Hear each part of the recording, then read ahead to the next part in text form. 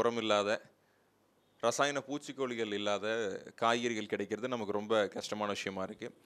இயற்கை அங்காடிகளில் போய் வாங்கலாம், ஆனால் விலை ரொம்ப அதிகமாக இருக்குது. அப்படிங்கிறதுனால நாமளே நம்முடைய வீட்டில் மாடியிலையோ அல்லது கீழே இருக்க இடத்துலையோ ஒரு பசுமை கூடல் அமைச்சு இயற்கை வழியில் எந்த ரசாயன உரமும் இல்லாமல், பூச்சிக்கொல்லி மருந்துகள் இல்லாமல், விஷம் இல்லாமல், நஞ்சு இல்லாத காய்கறிகளை நாமளே உருவாக்க முடியும். இது ஏன் இன்னைக்கு இந்த இந்த சூழ்நிலையில் இதுக்கு ரொம்ப முக்கியத்துவம் அப்படின்னு பார்த்தோம்னா, இன்னைக்கு விவசாயிகளுக்கு இடம் குறைஞ்சு போச்சு, தண்ணி குறைஞ்சு போச்சு, பருவநிலை மாற்றத்தினால விளைபொருளுடைய அந்த அந்த வளர்ச்சி குறைஞ்சு போச்சு. கத்திரிக்காய் உதாரணத்துக்கு ஒரு ஏக்கரால ஒரு நாளைக்கு 4 மூட்டை எடுக்கிறாங்கன்னா, இன்னைக்கு 2 மூட்டை வந்துருச்சு. பூச்சித்தொல்லை அதிகமாயிருச்சு, கிளைமேட் மாறி போச்சு. இதனால என்ன பண்ண வேண்டியது இருக்கு? அவங்க அதிகமான ரசாயன உரங்களை உள்ள போட வேண்டியது இருக்கு. அதே நேரத்தில் பூச்சிக்கொல்லி மருந்துகளை அதிகம் பயன்படுத்தி ஆக வேண்டிய சுச்சுவேஷன். இதில் இப்போ என்ன பிரச்சனைனா, ஒரு ஒரு உதாரணத்துக்கு நான் சொன்ன மாதிரி கத்திரிக்காய்க்கு நீங்கள் ஒரு தடவைக்கு மருந்து அடிச்சிங்கன்னா 8லேருந்து 10 நாள் நீங்கள் அந்த காய்கறிகளை பயன்படுத்தக்கூடாது. ஆனால் 8லேருந்து 10 நாள் ஒரு விவசாயி அந்த காட்டிலேருந்து காய்கறிகளை பறிக்கல அப்படின்னா, அந்த காய் எல்லாமே முத்தி போயிடும். அவருக்கு அந்த 10 நாள், ஒரு நாள் விட்டு ஒரு நாள் கத்திரிக்காய் வழக்கமாக இருப்பாங்க. ஸோ அந்த ஒரு 4 தடக்கும் 5 தடக்கு சந்தைக்கு போயிட்டு அந்த வர வேண்டிய வருமானம் நின்று போயிடும். அப்போ அவர் என்ன பண்ணுவார்? முத நாள் மருந்து அடித்து அடுத்த நாளே காய்கறிகளை அறுத்து சந்தைக்கு கொண்டு வந்துடுவார். விவசாயி ஏற்கனவே நஷ்டம் தர தொழில் அப்படிங்கிறதுனால அவங்களுக்கு வேறு வழி இல்லை. நிறைய விவசாயிங்களுக்கு இவ்வளோதான் மருந்தடிக்கணுங்கிற விஷயமும் தெரியறதில்ல. ஓவர் டோசேஜ்னு சொல்லக்கூடிய அதிகப்படியான பூச்சிக்கொல்லி மருந்துகளை மேலே தெளிச்சிடுறாங்க. இந்த மாதிரி எல்லாம் சாப்பிட்றப்ப நமக்கு ரொம்பவே ஆபத்தானது. இதே மாதிரி இன்னும் நிறைய காய்கறிகள் பார்க்கலாம். வெண்டைக்காய்க்கு அதே மாதிரி தான். காலிஃப்ளவர் அப்படி தான். காலிஃப்ளவர் முடிஞ்ச வரைக்கும் என்ன பண்ணுவாங்க, ஒரு மருந்தில் நனைச்சி தான் எடுத்துகிட்டு வருவாங்க. ஏன்னா அதில் இருக்க நூல் புழு செத்து போயிடணும் அப்படிங்கிறதுக்காக அறுக்கிறப்ப இல்லை அறுக்கிறதுக்கு முன்னாடி மருந்து அடித்து எடுத்துகிட்டு வருவாங்க. திராட்சை அப்படி தான். திராட்சையில் வெள்ளை வெள்ளையாக மேலே இருக்கிறதெல்லாம் பார்த்தீங்கன்னா முழுக்க முழுக்க மருந்து. ஒன்று திராட்சை இனிப்பு சுவையினால் பூச்சி அதிகம் வரதுனால ஒரு டப்பாவில் மருந்து வச்சு திராட்சையில் நனைச்சி எடுத்துருவாங்க. இன்னொரு காரணம், இப்போ கிளிகள் நிறையா சாப்பிடுதுங்கிறதுனால அதுக்காகவும் அது சாப்பிட்டா ஓடி போயிடணும், தொண்டையில் புண்ணாயிரணுங்கிறதுக்காக அதுக்காகவும் மருந்து இன்னும் சேர்த்து கொடுக்குறாங்க. இந்த மாதிரி காய்கறிகளை பழங்களை நாம் சாப்பிட்றதுனால நமக்கு ரொம்பவே உடல் பாதிக்கும். சீக்கிரமாகவே மரணம் அடைகிறதுக்கான வாய்ப்புகள், கேன்சர் வரதுக்கான வாய்ப்புகள் எல்லாமே அது எல்லாமே உங்களுக்கே தெரிஞ்ச விஷயம். நம்மளால் முடிஞ்ச வரைக்கும் இயற்கை முறையில் விளைவிக்கப்பட்ட காய்கறிகளை பயன்படுத்தலாம். இயற்கை அங்காடிகள் நிறையா இருக்குது, நீங்கள் போய் வாங்கிக்கலாம். ஆனால் சாதாரணமாக வெளியே தக்காளி 2 ரூபானா இயற்கை அங்காடிக்கு போனீங்கன்னா அது கிலோ 30 ரூபா 40 ரூபா இருக்கும். ஸோ ரொம்ப விலை அதிகமான காஸ்ட் கொடுத்து நீங்கள் வாங்குற மாதிரி இருக்கும். இதுக்கு ஒரு நல்ல வழி என்னென்னா, நம்ம வீட்லேயே நாம் நமக்கான காய்கறிகள், கீரைகளை ரொம்ப எளிய முறையில் ரொம்ப ஈஸியாக எடுத்துக்கலாம். மார்க்கெட்டில் நீங்கள் என்னென்ன காய்கறிகள் வாங்குறீங்களோ அது எல்லா காய்கறியும் வீட்டிலேயே வளர்த்துக்க முடியும். தக்காளி, மிளகா, கத்திரி, வெண்டைக்காய், அவரைக்காய், கொத்தவரை, புடலங்காய், பூசணிக்காய், சுரக்காய், பாவக்காய் எல்லாமே வேறு என்னென்ன இருக்கோ, நீங்கள் நூல்கோல், காலிஃப்ளவர், முட்டைக்கோஸ், முள்ளங்கி, பீட்ரூட், சிறுகீரை, அரைக்கீரை, முளைக்கீரை, பாலக்கீரை, கொத்தமல்லி, புதினா, வல்லாரை என்னென்ன இருக்கோ எல்லாமே நீங்கள் வளர்த்த முடியும். நான் லோக்கலில் இருக்கிற மார்க்கெட்டில் என்னென்ன காய்கறிகள் வாங்குறீங்களோ எல்லாமே வளர்த்த முடியும். இதோடு சேர்த்து பல வகைகளையும் ரொம்ப ஈஸியாக மாடியிலையோ கீழேயோ வளர்த்த முடியும். உதாரணத்துக்கு கொய்யா வளர்த்தலாம், சப்போட்டா, மாதுளை, ஆரஞ்சு, சாத்துக்குடி, பப்பாளி இது எல்லாமே நீங்கள் வளர்த்த முடியும். நல்ல பெரிய இடம் மாடியில் இருந்ததுன்னா நீங்கள் வாழை மரம் கூட வச்சு நீங்கள் வளர்த்த முடியும். இது எல்லாமே நம்மளுடைய சந்தோஷத்துக்கும் அது ஒரு காரணமாக இருக்கும்.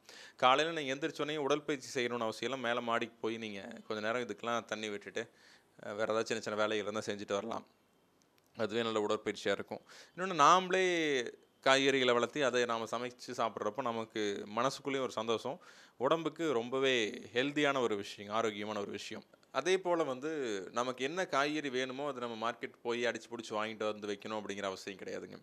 உதாரணத்துக்கு காலையில் ஒரு சாம்பார் வைக்கிறீங்கன்னா மேலே போனீங்கன்னா 2 முருங்கைக்காய் எடுத்துகிட்டு வந்துடலாம், கொஞ்சம் கருவேப்பிலை எடுத்துகிட்டு வந்துடலாம், மிளகா எடுத்துக்கலாம், தக்காளி எடுத்துக்கலாம். அந்த மாதிரி காலையில் போனால் ஃப்ரெஷ்ஷாக பொரிச்சிட்டு யூஸ் பண்ணிக்கலாம். அது ஒரு சிறப்பு இருக்குங்க.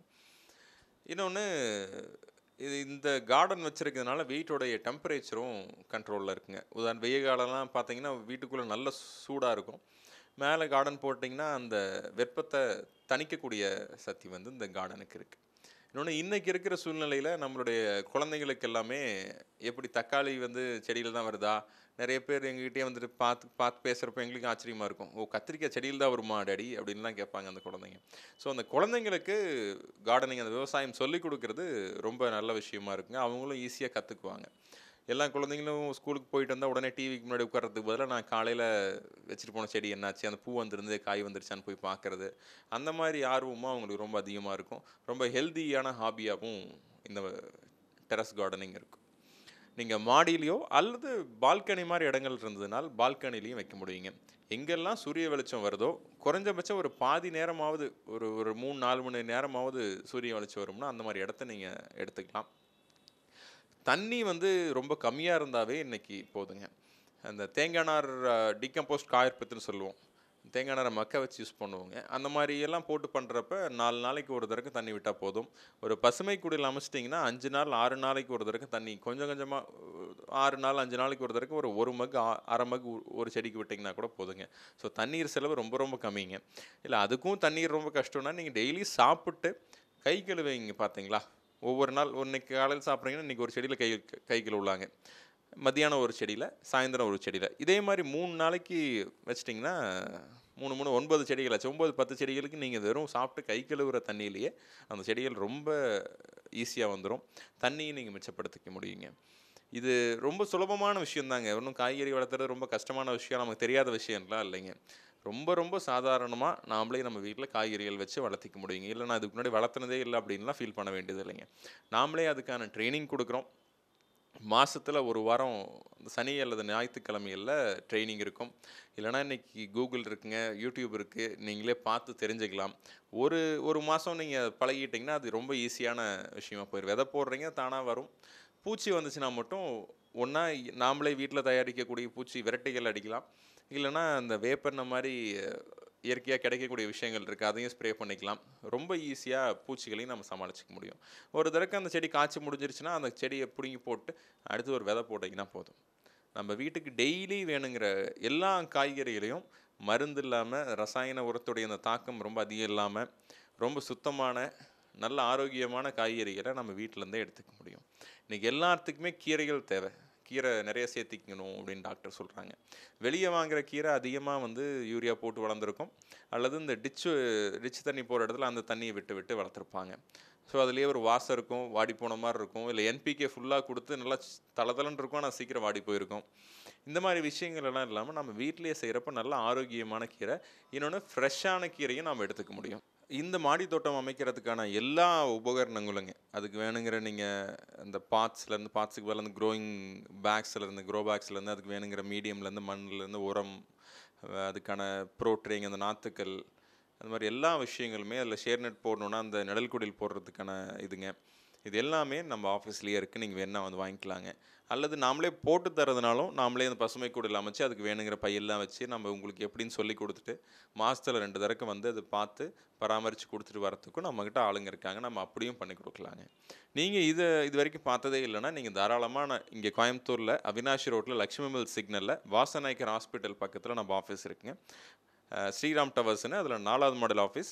5வது மாடியில் உங்களுக்காக நீங்கள் பார்க்கணுங்கிறதுக்காகவே ஒரு மாடி தோட்டம் போட்டிருக்கோம். நீங்கள் வந்து பார்க்குறப்ப உங்களுக்கே புரியுங்க அது எப்படி இருக்குது, எப்படி செய்கிறோம் அப்படிங்கிறது உங்களுக்கே புரியும்.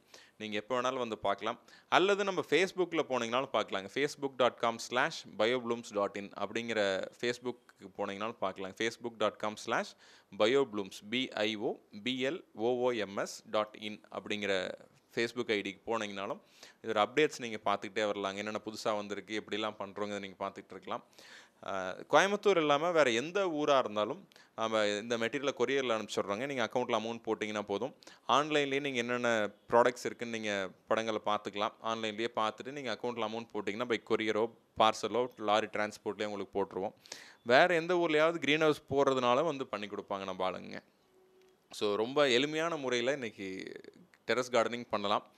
உங்களுக்கு என்ன ஹெல்ப் வேணும்னாலும் நீங்கள் எப்போ வேணாலும் கூப்பிடலாங்க. டெரஸ் கார்டனிங் ரிலேட்டடாக உங்களுக்கு என்ன ஹெல்ப் இருந்தாலும் 7373732236 அல்லது 7373732237 7373732237ங்கிற நம்பருக்கு நீங்கள் எப்போ வேணாலும் கூப்பிட்டு கேட்கலாம். நம்ம ஆஃபீஸ் காலையில் 9:30 மணிலேருந்து சாயந்தரம் 5:30 மணி வரைக்கும் இருக்கும். திங்கட்கிழமையிலேருந்து சனிக்கிழமை வரைக்கும் இருக்குங்க. நீங்கள் எப்போ வேணாலும் வந்து இந்த கார்டனை பார்த்துக்கலாம். வர்றதுக்கு முன்னாடி ஒரு தடவைக்கும் ஃபோன் பண்ணி கேட்டு நீங்கள் வர்றது ரொம்ப நல்லதுங்க.